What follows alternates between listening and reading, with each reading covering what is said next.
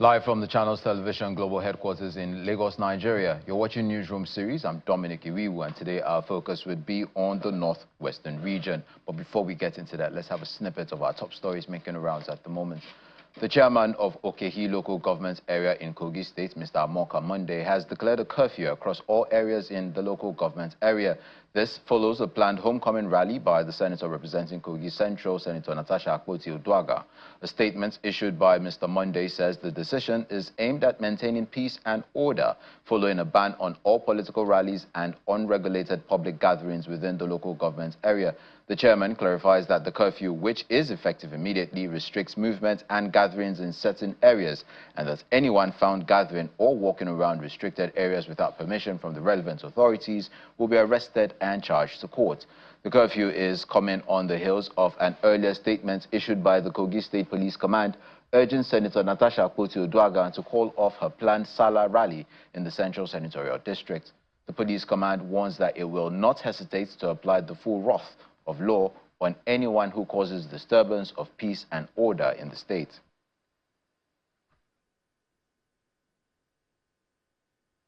Prior to the curfew declaration and the police ban, the crowd of supporters had gathered for the rally that the senator had organized at her residence in Ihima in Okehi local government area of the state. Music blared in a festive atmosphere as Senator Natasha Akpoti-Oduaghan supporters geared up for the rally. Earlier on today, the senator wrote on her Facebook page that she will continue with the homecoming and Sallah celebration with her constituency. The Kogi State government, citing intelligence reports from Kogi Central at its disposal, had said that some people are planning to stage some violent rallies in the guise of political and religious agitations.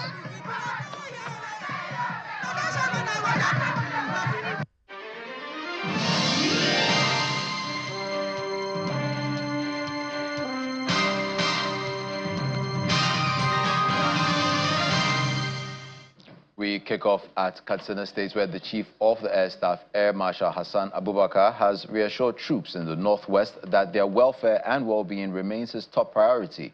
He pledged to provide necessary equipment, training and support to enhance their performance. Abubakar made this commitment during an Eid al-Fitr luncheon with Operation Fansan Yaman Sector 2 personnel at the 213 Operating Base Nigerian Air Force in Katsina State. At the event, he was represented by Air Vice Marshal Usman Abdullahi, and he aims to boost troop morale and recognize their dedication to securing the nation. Notably, the Nigerian Air Force has achieved significant success in recent operations.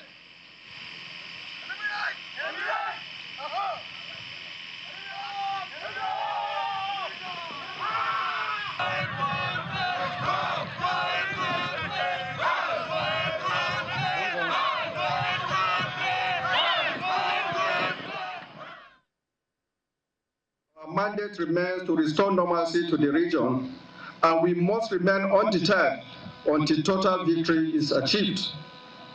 Let us therefore continue to forge ahead with determination and resilience, knowing that every effort we make today strengthens our nation's security and stability.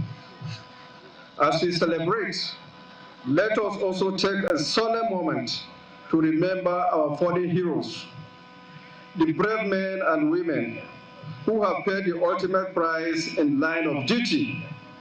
Their sacrifice remains a source of inspiration to us, and we pray for their continued repose of their souls. Let me at this moment reassure you that your welfare and well-being remain a top priority for me, and I'm committed to providing you with necessary equipment, training, and support to achieve more excellence in your duties. The Nigerian Air Force, through the air component, has continued to carry out its mandate in the Northwest by providing timely and effective air support to ground forces, enhancing troops' mobility, ease of deployment, as well as providing necessary support for ground operations, casualty evacuation, and other possible roles. Above all, the Nigerian Air Force, under the visionary leadership of Air Marshal Hassan Bala Abubakar, Distinguished Flying Star, has maintained the capacity and capability to conduct independent air operations to restore peace and stability in all parts of the Northwest and indeed the country at large. A total of 33,692 unemployed youth, women and persons with disabilities in different vocational skills have been engaged by the National Directorate of Employment. The Director General, Mr. Silas Agara, made the disclosure during the settlement of trainees in Kaduna State under the Renewed Hope Employment Initiative. Mr. Agara explains that the training is aimed at empowering the beneficiaries to be self-employed and contributes to national economic development. Of the 1,000. The National Directorate of Employment is training youths, women and persons living with disabilities in various vocational skills under the Renewed Hope Employment Initiative in Kaduna State as part of efforts to bridge the unemployment gap. Selected from the 23 local government areas of the state, the over 1,200 beneficiaries are receiving training in vocational skills, entrepreneurship and business management. By providing training and mentorship opportunity, we equip unskilled and unemployed persons with the skills and knowledge needed to succeed in a modern work and small-scale business environment. Beneficiaries are taken through 4 key areas, including rural employment promotion in poultry, fishery and crop production, as well as vocational skills and development in catering, fashion design, interior decoration, plumbing, carpentry, among others. We are able to train up to 1,253 trainees, and then we are able to select 553 to be resettled. And this is first phase of the resettlement. Others will be linked to the finance institutions, and then some will be resettled in cash. That is, we are going to send them money into their various accounts.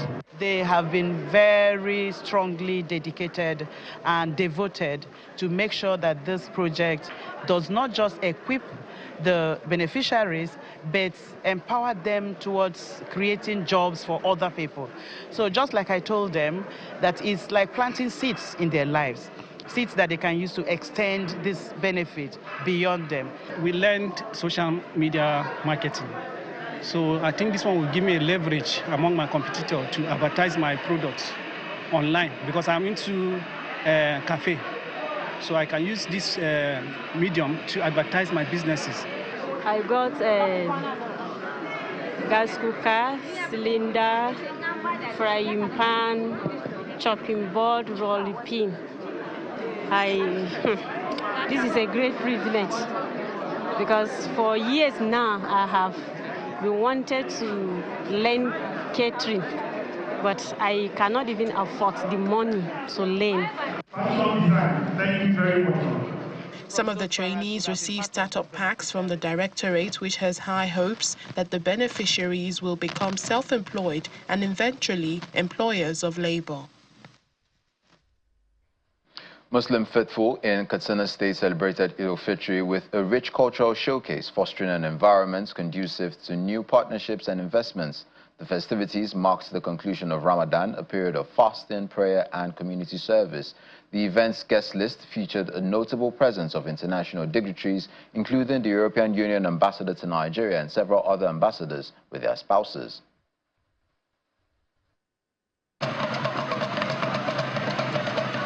The stage is set for the Katsina State Traditional Durbar Cultural Festival, popularly called Hawan Bariki. The event, which is celebrated twice in the year, attracts thousands of people from within and outside the state and the country at large. This year's celebration hosts several foreign diplomats and their spouses, with hopes of exploring possible investments and partnerships along the lines of the state's rich cultural heritage. This has traditionally been a very good tradition, and our government is trying all it could to ensure that we have maintained that standard and we are able to promote it so that that will give happiness to our people. The essence of the durbar, which kicks off from the Katsina Emir's house and terminates at the Katsina Old Government House, is to pay Sallah homage to the governor. Besides the richly attired Emir, hunters and traditional security guards and musicians show off their skills. Historians trace the beginning of the long tradition to more than 11 decades ago, during the reign of the Emir of Katsina, King Muhammadu Diko. And the durbar celebration is part of the culture of the house and land, and it's part of one of the things that we do. We go to the mosque, that's on Salah Day, and then the day after we come to the government house for this visit. Yes. So it's very, very significant.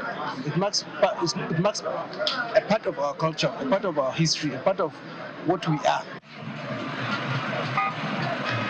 And for the indigents, the celebration is a dual-purpose occasion aimed at not only promoting peace and unity among the people, but also to boosting the economy. You see, these festivities traditionally are meant to boost our economy, infuse cultural diversity and what have you. Go to Brazil, go to countries, Canada, and even the US now is trying to imbibe it. They do this in order to show people their cultural heritage. And when tourists come, even the person selling pure water will make money. It will boost our economy. Foreign dignitaries in attendance share their impressions about the traditional Durbar festival and the rich cultural heritage of Katsina State. Very, very impressive, beautiful. It's nice to see a different culture that I have seen before. This is my 6th time in Katsina, my 2nd time during Durbar, and I'm very happy that many of my colleagues joined me here in Katsina to witness the Durbar, the rich cultural heritage of Katsina, to see the prosperity that the governor has brought to Katsina, and to enjoy this generosity and the unique hospitality of the Katsina State. Residents are therefore encouraged to continue to embody the virtues of patience, compassion, and self-discipline cultivated during the holy month of Ramadan. The Emir of Kano, Malam Muhammad Sanusi II, has commended Governor Abba Yusuf for prioritizing education, healthcare, agriculture, and security in the state. The Emir made the remarks on Tuesday when he led members of the Emirate Council to pay the traditional Salah homage to the governor at the Government House, Kano. He expressed gratitude for the opportunity to witness another Salah celebration and lauded the Kano State House of Assembly for what he described as their lawful actions in restoring sanity to the Emirate Council. Emir Sanusi also charged local government chairmen to be proactive in governance and remain accountable to the people. In his response, Governor Abba Yusuf thanked the Emir for his leadership and efforts in fostering peace and unity among the people of Kano State. He acknowledged the Emir's contributions to ensuring peaceful coexistence in the state, particularly his efforts to unite various Islamic sects. The governor also reaffirmed his administration's commitments to making Kano a model megacity with well-maintained infrastructure. Governor Dauda Lawal has reaffirmed his administration's commitments to preserving the rich cultural heritage of Zamfara State. He made the declaration at the recently revived Gusau Emirates Durbar celebration, which had been suspended for years. The Durbar celebration is a significant cultural event that showcases the state's traditions and customs. By supporting this event, Governor Lawal demonstrates his dedication to promoting Zamfara's unique cultural identity. The Sallah Durbar celebration makes a grand return to Gusau, Zamfara State after many years, drawing large crowds and dignitaries hosted by the governor, Dauda Lawal, and other government officials. It marks by colorful displays by horsemen, local hunters and drummers, showcasing the rich cultural heritage of the state. Governor Lawal is excited about the successful revival of the Durbar, which he describes as the first of its kind. I can't express how happy I am seeing how people are happy. Everybody came out to celebrate our culture. This is really great. This is the first time of its kind, and I can assure you next time it will be much, much better than what we've seen today. He gives assurances that next year's celebration will be even more elaborate. From what you've seen, you can see how happy everybody is. I mean, that should tell you that good things are coming to Zamfara State. The insecurity situation is going very, very down, and will continue to fight insurgency by the grace of Allah so that our people can sleep very well, and business activities will prosper in Zamfara State. Now that it's back, the Emir of Gusau, Alhaji Ibrahim Bello, emphasizes the importance of sustaining the Durbar festival. That the people are happy, and from there we are going to build on. And it is not only going to be this emirate, but all other emirates would like to emulate what we have done. So I wish to assure you that we are ready and we are making preparations for further advancement. The return of the festival is seen as a major milestone in reviving cultural traditions in Zamfara State, fostering unity and boosting tourism.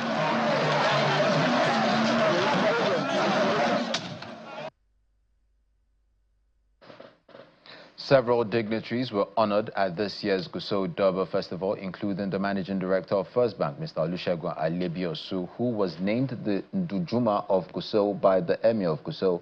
This year's Durbar, the first in many years, seems to be opening doors already for the Zamfara State government, which has secured a commitment from First Bank to support its economic and social development agenda. Governor Dauda Lawal received Mr. Alebiosu at the government house, where discussions focused on strategic partnerships in key sectors. It's a very small step, but also very rich in terms of solid minerals. It's just that we couldn't put our act together to make it formal so that the people will enjoy the fortune of the state. But we're making progress. Discussion is ongoing with potential investors that are ready to come and put in their money so that we can develop the solid mineral aspect.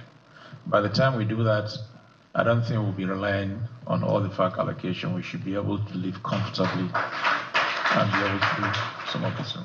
So, but with all this, we also need banks, because you can't work or function effectively without a financial, some element of finance.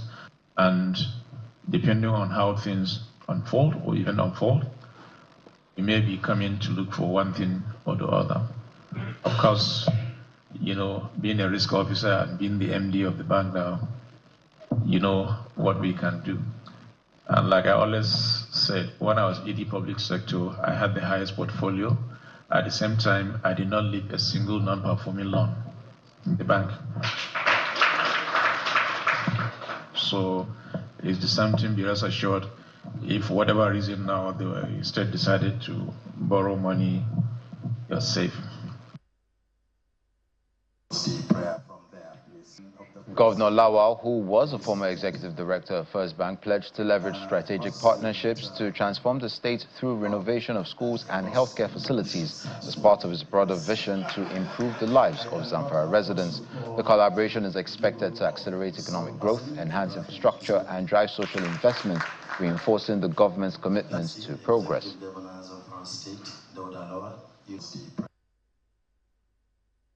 First Bank will continually support the state in whatever form you require our assistance for us to do so. We will. Because the only way we can showcase what we are as First Bank is to support our own. So when I met him in New York, and he was the only governor that was there, and he said he was here for Chile, they all voted and said, who is the best governor that can? And they said, oh, that's the governor that actually support women development and all that. And so, and when I was in New York for that same women event, I was the only man that was on that panel.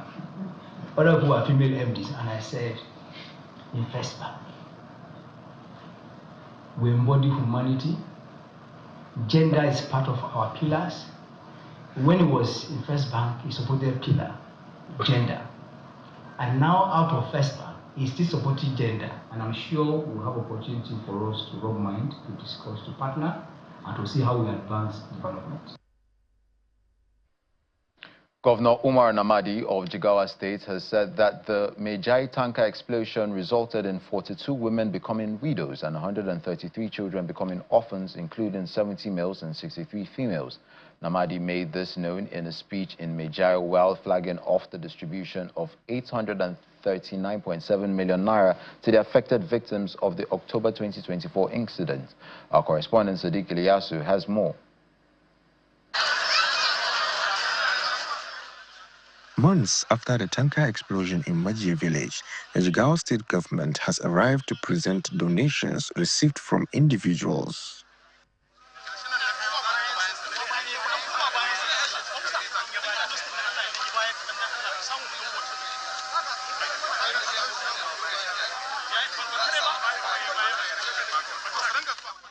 The families of 210 victims will receive 4 million naira each to help alleviate the impact of their loss. The state government has received donations from several public and private institutions and philanthropic individuals. Today we are gathered here to commence the distribution of this donation to all those concerned, comprising of the families of those deceased and directly to the survivors of the incident. Payment in respect of each person directly affected by the unfortunate incident will be about 4 million naira. Of this amount, only 500,000 naira will be paid directly in cash, while the balance of 3,500,000 naira will be paid directly into the recipient bank account established with the Zai's Bank. For those that are deceased, payment will be made to their guidance either as parent or next of kin. Survivors will as much as possible receive theirs in person. Some of the affected families expressed their gratitude to the governor for his generosity and transparency in the distribution of the funds. Since the tanker explosion, people have not returned to normal. But with this, some families can bounce back.